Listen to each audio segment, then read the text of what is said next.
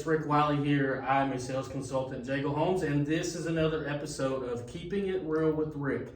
And today I am super excited to have some unsung heroes in part of the... Rick? Oh my word! I know, I'm putting big shoes out there for you to fill already. Don't worry, we can fill them. Everybody knows.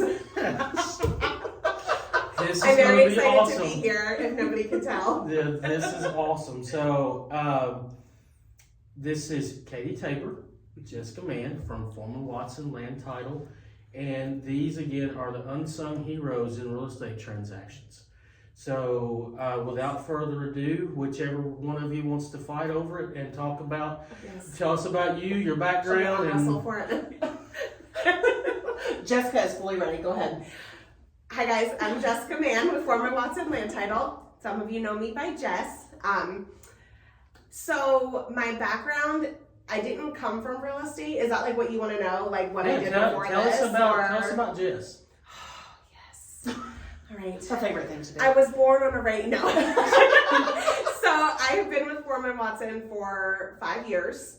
Actually, this August will be 5 years. And before I was hired at Foreman Watson, I worked in veterinary medicine. So I did not come from real estate at all. And I learned everything literally from the ground up. From me. She learned everything she knows from me. And so, I'll let her have that. You know what I love? Y'all are so humble too. So that's honestly, I think that's how people describe us. I think that's the thing people love the most about us is how humble we are, I would say. Mm-hmm. So I did veterinary for a long time, and then right about the time COVID started and the whole world kind of fell apart, I thought, oh, I don't want to be doing this anymore. And one of our attorneys in the office, she reached out to my sister-in-law because they're friends and said, hey, we've got an opening, would Jess like it? And I said, heck yeah, I would. So here I am. So I started as a receptionist. What do you do at Foreman Watson? Thank you, Katie, yeah, for asking. what is it that you say you do here? I am in marketing and business development is my official title. So fancy. It is so fancy. Did you not have that title? Mm-mm. She doesn't have that title. Mm-hmm. I hate for her to find it out on Awful time to find it out. This is unfortunate for me. So I work very closely with Katie. Everybody who kind of knows Foreman Watson knows that Katie was kind of in that seat first, and then I did reception for a while, and then kind of made the transition into the sales and marketing seat as well. So I get to hang out with my favorite Tootie all day, every day. Dream team. People do know us as the dream team. So I think you can kind of pick up this as well. So we make connections with realtors, loan officers, people that we work very closely with. And then also I help do closings. So when people get to buy their house and sign the documents, I get to be there for that too. Take it away, Toot. Yeah. Save the best for last. So I'm Katie Tabor. I have been with Foreman Watson for about 9 years. It'll be 9 years this year. I also did not come from a background in real estate. It's a secret where I came from, but also well, then it makes me look dumb that I said it. No, but I also, fun fact, started as the receptionist at Foreman Watson here in Bowling Green. When I got hired on, we were a team of 4 people, and I think now we are probably close to 15 or 16 in Bowling Green. So that's pretty cool to see how much we've grown over the last 9 years or so. And I am also sales, marketing, business development, client relations for Bowling Green, kind of like the Soki area. Yeah. So, I guess I should say I spend a lot of my time in the Simpson and Logan County territories. I mean, obviously I'm in Bowling Green too, but that's really more Katie's market, and I'm really more in those little areas over there. Right. So you have experience. From what I hear you saying, you're kind of like jacks of all trades, masters of none at Foreman Watson. No, masters of everything, but yes, jack of So I'm all glad trades, that you yes. corrected me. Because the last episode I told Chad McCoy, who left you the little note here. Chad wishes he could be us. Chad, I hope you're watching. We love you. That he was a jack of all trades, master of none in the real estate agent world, but you are masters of everything, is what Yes. you're telling me. Yeah.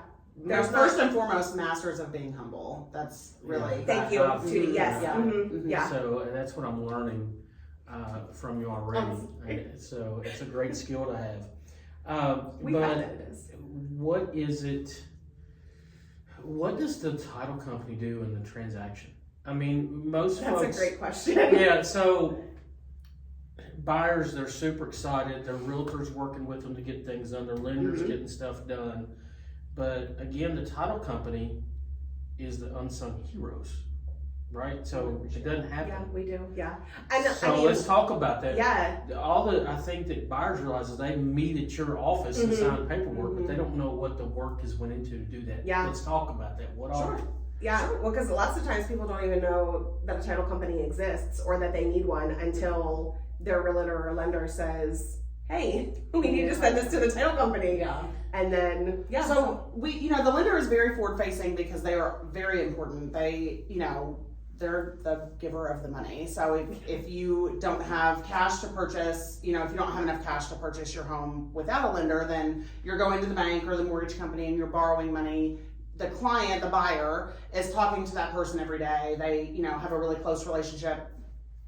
For us on the title side, we are also working alongside the lender. So we are, I always like to say, kind of in the background. So we have a lot of communication with the realtor and with the loan officer during the transaction, not so much with the buyer and seller, but we make sure that whatever that buyer is purchasing, they are able to purchase it. So we make sure the person who is selling has the right to sell it. There's nobody else that has interest in the property. We're searching the records at the clerk's office to make sure if there's any liens against the property. So like mortgages, unpaid taxes, judgment liens, just making sure that when we, our job is to transfer the property from the seller to the buyer. So we're just making sure that everything is kind of all tied up and taken care of so that when we transfer that to the buyer, they own that property free and clear. Yeah. Unless they have a mortgage. Yeah. Right. Yeah. And then we handle the closing. We handle the closing, yes. So what's the coolest thing that you've seen in any of your closings? Is there one story that stands out to you? I have one, yeah, but I have a lot, I think. I will say, for me, my favorites are people who are new to America and they work really, really hard to achieve the American dream of owning a home. And I do a lot of those. They're my favorites to do. But the one that sticks out for me is right before Thanksgiving. It was a mother and father and their adult son. He was probably like 20 something. And he was, they spoke a little bit of English and he spoke English and that also translated for them. But his mother cried through the whole closing. She was so beside herself and so tickled, and she wouldn't let herself believe that they had actually bought the house until it was all done. And I said, okay, this you're done. This house is yours. You can move into it tonight. And oh my word, I think she even got out of her chair and like did a little dance and was the happiest that I'd ever seen a person. And it felt kind of like being witness to, I don't want to say a miracle. That sounds a little cheesy, I guess. Magical. But it does feel very magical, and it feels like, wow, I got to be a part of that. And for the rest of this woman's life, she's going to remember that. And I got to be there to see that. That's cool. And just to witness these families work so hard, and then to be able to move into their home is incredible. Yeah. So for me, that's probably one of the coolest things. Yeah. What about you two? I have a similar story. Mine, I have a daughter, she's 5 now, but when I was very pregnant with my daughter, I had a closing with a gentleman. He was a single dad, and his son, I think, was probably 8 or 9. His son was not at the closing. His son was at school. And it was just me and this gentleman for whatever reason. I can't remember if he didn't have an agent or if the agent couldn't come and the loan officer was not there. It was just he and I at the table. And he was vibrating with excitement. And so I asked him, are you excited about your home? And he said, I have promised my son for a long time that one day he would have a yard to play in his own room. And right now we're in an apartment and he has no idea that I'm buying this house. And so when we leave here, when I leave here, this is my very first house that I'm buying. And when I leave, I'm going to go pick my son up and take him to our forever home where he's going to have a yard, to have a dog, and he's going to have his own room. And like, he cried and I cried and and that's, it is, like Jess said, it's magical. It's incredible. You're that at we the had end phase of it, too, Yeah, right? yeah, So yeah. that's the moment they get the keys. Right, Yeah. and so you really do see, so like for them, that might be years of hard work. That might be years of saving. That might be years of being here by themselves and then bringing their families over and then getting to the closing table. And then we get to be there. Mm-hmm. And so for them, this has been a long time coming. And then for us, that, you know, this is just happening right now. But we get to kind of, you know, here's their line, and then we get to kind of meet them and be a part of this most amazing thing that they've been working towards for a long time. And you know, their story goes way back and all the things that they've had to go through, but then we get to be there for that. And that's so amazing. And I had a similar closing. My girl, mine was a single mother. She was Armenian. Anyway, she was here. She only had a little bit of family here. She was also buying it as a surprise for her daughter. And her family though was in Armenia, and we sure did do a closing. They were on FaceTime in a restaurant in Armenia, and the phone was set up, and we did the whole thing. And then I said, okay, well, let them know. They were like eating and talking or whatever and watching us. And I said, well, let them know you're getting ready to sign the deed, which is like the most special part of the package. Mm-hmm. And then it was over, and they cheered, and I cried, and she Oh, cried. wow. And I remember the mother was wearing this really beautiful, like cream colored, like blazer and pants, and I hugged her and I got makeup on her shirt, and I was like, I'm so sorry. And she said, no, it's fine. This is the best day of my life. And her daughter cried, and it's like, I probably won't ever see her again, but I got to be there for that, and you get to be there for that, and everything that they're doing for their kids. It really is the most amazing part. Yeah. So let's make it a little boring for a moment. So do we have let's to? talk about the process itself. So what are some do's and don'ts when the buyers are coming in and signing their paperwork? Some do's and don'ts. The lender's going to tell them and the realtor's going to tell them. Mm-hmm. There's also some do's and Yeah. don'ts at the closing table. So what are some of those things? Do bring your spouse. Do also bring 2 forms of ID. Yes. Non-expired Yes. IDs. Correct. You would be shocked how many people are just riding around with expired IDs. Yes. We're not anymore, but We're not anymore. yeah, Anymore, they keyword. really do show up with, and they're just like, here. I'm like, well, this expired last year. They're like, oh my gosh, really? Yeah. Yep. We also, make sure that you're signing with your actual legal name. Just because I married my husband doesn't mean that I automatically get to change my name without doing anything else. A lot of people don't realize they have to go to the Social Security office and change their name legally to be able to, I can't just start signing my spouse's last name. And also, if your name, for example, my legal name is Jessica. People call me Jess, but my legal name is not Jess. You know what my legal name is? John Richard. Okay, that's a great example. But everybody knows me as Rick. Right. I go, Lots of my people- full legal yeah, name is John Richard. Right. Lots of people call me Jess, but that's not what any of my government documents say. So I can't sign as Jess. That's a nickname, Mm-hmm. right? Lots of that happens to us a lot. I would say, as far as like dues for the closing table, do bring as many people. Especially for us, we love when you bring family and We want 'em support all us there. It's a Yeah. party time. It is. It Yeah. is. We like to, we do very important things, and we are very professional in what we're doing. But also, it's not a day to be, stiff and uptight. Right. It's a day to celebrate. It's a day to And celebrate, we love yes. to celebrate with buyers and sellers. At the Yeah, closing table. 1,000%. Yeah. Yeah. Maybe and I'm just gonna say this because I'm a talker. I love to talk and chat, and I love to talk to my peoples. Maybe do block off enough time so that you don't come running in and you've got to get this done in 5 minutes. And sometimes it doesn't take 5 minutes, especially if I'm your closer.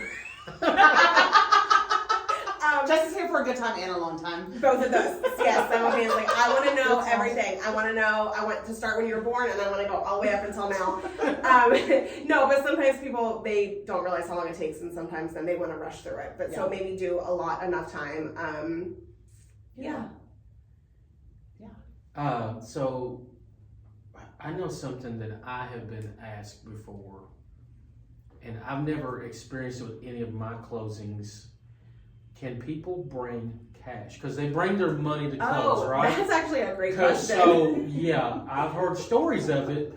Can they bring just a big wad of money? No, and you sit on the cannot. table? No, you cannot do Two that. thumbs down. Don't do that. 2 thumbs down. Yeah. Don't bring it in a briefcase. Don't bring it in a duffel bag. No. Don't do any of those things. And also, don't write a personal check. I was just about to say, don't bring it in a personal check. Yep. Anything over $500, and this is a Foreman Watson rule, but I would say across the board, I don't think that any attorney's office or title company in town is going to take a personal check for more than $500 or $1,000. Yeah. So we need certified funds, which is a cashier's check or a wire transfer. Yes. Yeah. No cash. Cash is not king in the real estate world. Right.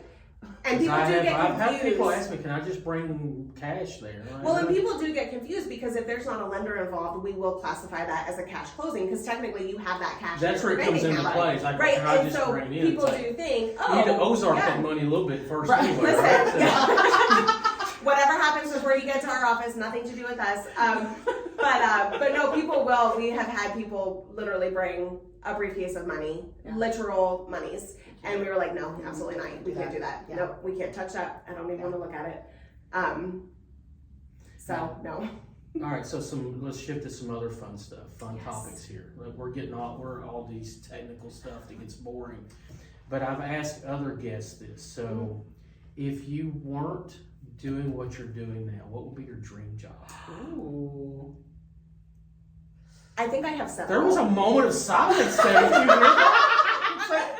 That For was those rare. out there, For anyone watching, you all know we are never and that on quiet. this, we're going to highlight that moment. The one moment of silence. Maybe put a cricket noise in there. Yeah. I have a couple. I think my biggest one, But I could guess what yours is. really? Yeah. Okay, well, I'm going to say it. Okay. Go Just ahead. like a sprint telepathy thing, putting it to the test.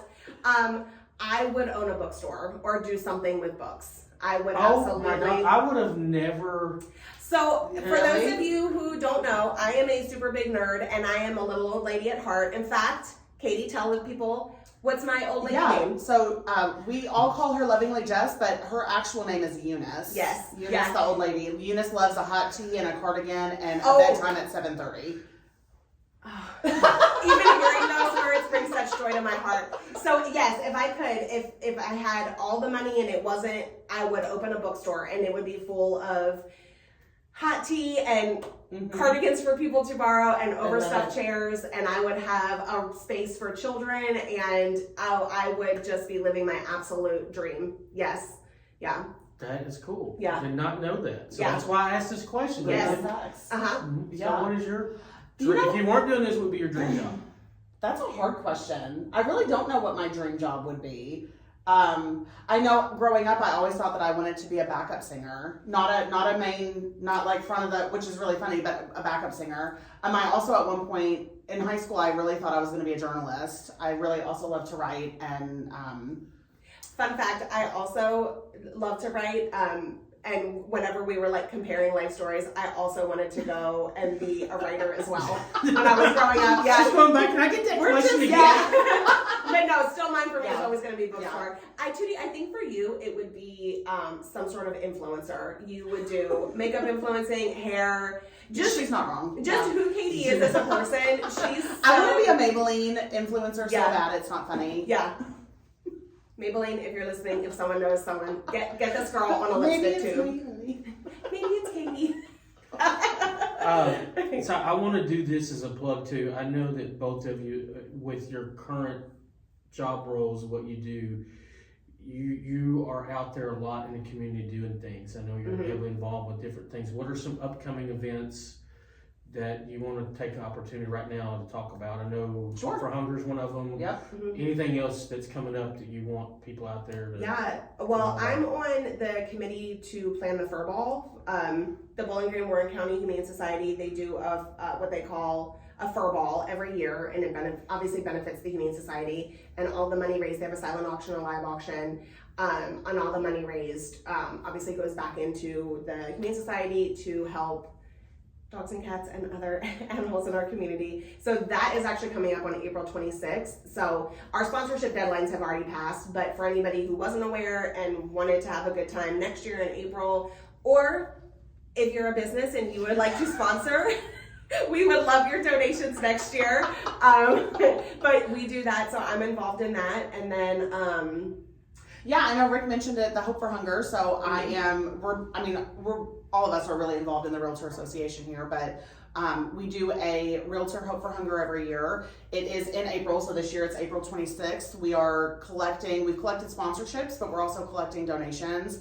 And Hope for Hunger feeds food insecure kids and families in our community. So we take the money that we've raised in sponsorships, we purchase food with it, and then we distribute that among the family resource coordinators for the schools in Warren, Allen, Barron, Butler, Logan, Edmonton, Simpson counties, and the cities within those counties. So that is the big thing that we're working on right now. Just making sure that if you did not know, there are a lot of food insecure families in the communities, and it's something, if it does not affect you personally, you unfortunately don't really think about that, but it is very prevalent in our communities, and so we are trying our hardest to take care of that as much as we can. So. That's awesome. Yeah. So if anyone had questions about those things or anything they needed help with closing, land transactions, home transactions, any of that stuff we've talked about, Sure. How can they get in touch with you? Oh, really? Anyway. Yeah, so obviously maybe not obvious, but we're on social media. So we have Foreman Watson pages. Each of our offices, we've got offices all over Kentucky. We're also licensed in Indiana and Tennessee. So we have Facebook pages, Instagram page. We have a TikTok. But if No one is shocked. But if you It's like you're building a secret TikTok. Can we talk about we talked about that? They already know it, yeah. If you go to ForemanWatsonLandTitle.com, you can actually get our personal contact information, Yes. both Jess and I, Mhm. on our website, and you can reach out to us anytime via cell phone or email. Cell phone, email, Facebook Messenger. TikTok Tabor is Yeah. where you can find My me. favorite way is carrier pigeon, but Express Pony. Express. I like Express Pony better. Specifically an Express Mini Pony, if someone could figure that out. Mini Pony. Yeah. That's why I want to start getting my contracts. I want a little pony coming up. I'll dream. A dream. So that's a request. Keep that in mind. Yes. So Also, if somebody was going to reach out about our work, what we actually do, people will sometimes call us. Actually, they do this a lot, and they'll be like, "I have a stupid question." You don't have a stupid question. No, there are no stupid questions. it's the ones you don't ask are stupid. That's exactly right. Yeah, we want you to ask questions. We want you to ask lots of questions. We want you to understand because land title is confusing and it's a little like a gray area. You know, it's kind of murky. People don't really know. And if you had a question or if you're seeing this and you're like, oh, I want to talk to those girls and ask them questions, please feel free to reach out. If I don't know the answer, Katie will, and vice versa. I know all the answers. I know some of the answers. Looks like why did I invite these girls? No, I know like 3/4 of you the don't answer. have to know everything. You just have to have smart people around you. Ooh, Yes. see. Yeah. Yes, they're That's definitely. why you're Also, here. So. yes, and I do Amazing. want to make it clear, Jess and I are not attorneys. Oh, That's a common Yes, misconception. yes, yeah, We work for attorneys. We work for some really fantastic attorneys that have a lot of experience. yes. We are not attorneys. I wish so. that we were doing an Elwoods thing, but we're it's not. hard. Yeah, and in fact, we get that question a lot. And one time, someone in a closing did ask me if I was an attorney, and I made the joke and was like, "Ha, I'm too funny to be an attorney." And the guy who was sitting across the table from me was actually an attorney, and he did not think it was funny. Which only just proved my point, but it's fine. Well, what he could have done is he could have went to Lowe's aisle 7 and got a ladder and gotten over that, right? Oh, yeah. I see what you did there. Yeah. I see what you did there. We'll be here all week, folks. So, yeah, here Actually, all you're stealing week. our limelight, Rick. Don't do that. So, no, don't do that. It's stealing your line. All right, so this has been fun. Thank you all. Yeah, thanks for having us on. Please also, for those out there, like, subscribe, share. Keeping it real with Rick. Thanks. Until next time.